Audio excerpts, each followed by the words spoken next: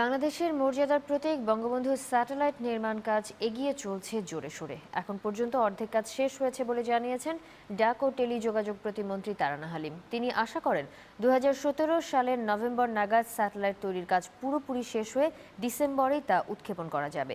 2018 সালের April May নাগাদ Bangabandhu satellite বাণিজ্যিক কার্যক্রমে যেতে পারবে বলে আশা করা হচ্ছে। প্রায় ৩,০০০ কোটি টাকা ব্যয়ে বঙ্গবন্ধু স্যাটেলাইট নির্মাণ করছে ফ্রান্সের প্রতিষ্ঠান থ্যালেস।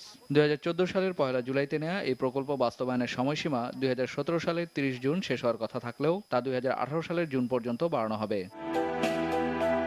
সময়সীমা বাড়লেও নির্ধারিত লক্ষ্যমাত্রা অনুযায়ী কাজ এগিয়ে চলছে বলে দাবি করেছেন ডাক ও টেলিযোগাযোগ প্রতিমন্ত্রী। বঙ্গবন্ধু স্যাটেলাইট নির্মাণ কাজের অগ্রগতি নিয়ে আয়োজিত এক সংবাদ সম্মেলনে তিনি জানান, এখন পর্যন্ত স্যাটেলাইটের ইঞ্জিনিয়ারিং কাজ 83%, অ্যান্টেনা তৈরির কাজ 56% এবং কমিউনিকেশন ও সার্ভিস মডিউল তৈরির কাজ 65% শেষ হয়েছে।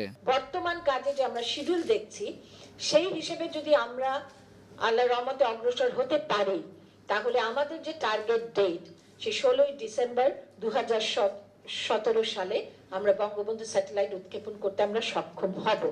আমরা এটা অ্যাভারেজ করেছি, যে হিসেবে আমরা দেখেছি যে আজকের এই মাস পর্যন্ত আমরা মোটামুটি 50% কাজ শেষ করেছি। স্যাটেলাইট নির্মাণ হলেও তা উৎক্ষেপণের সময় বড় ধরনের ঝুঁকি থাকে। সম্প্রতি সামাজিক যোগাযোগ মাধ্যম ফেসবুকের একটি স্যাটেলাইট উৎক্ষেপণের সময় তা বিধ্বস্ত হয়েছে। এক্ষেত্রে বঙ্গবন্ধু স্যাটেলাইট উৎক্ষেপণের সময় তা কতটা ঝুঁকিমুক্ত থাকবে, এমন প্রশ্নের জবাবে তারানা হালিম জানান, নির্মাণকারী প্রতিষ্ঠান থ্যালেসের উৎক্ষেপণ সফলতা প্রায় 100%। সেই কোম্পানি যারা উৎক্ষেপণ করবে তাদের কিন্তু সাকসেস রেট 99%-এর ঊর্ধ্বে।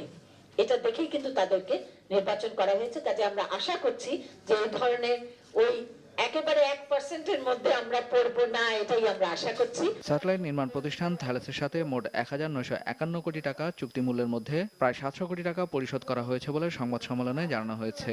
যেটা আপনারা জানেন যে দুটো জায়গায় স্থাপন করা হচ্ছে বঙ্গবন্ধু স্যাটেলাইট। ফরহাদ হোসেন, নিউজ 9, ঢাকা।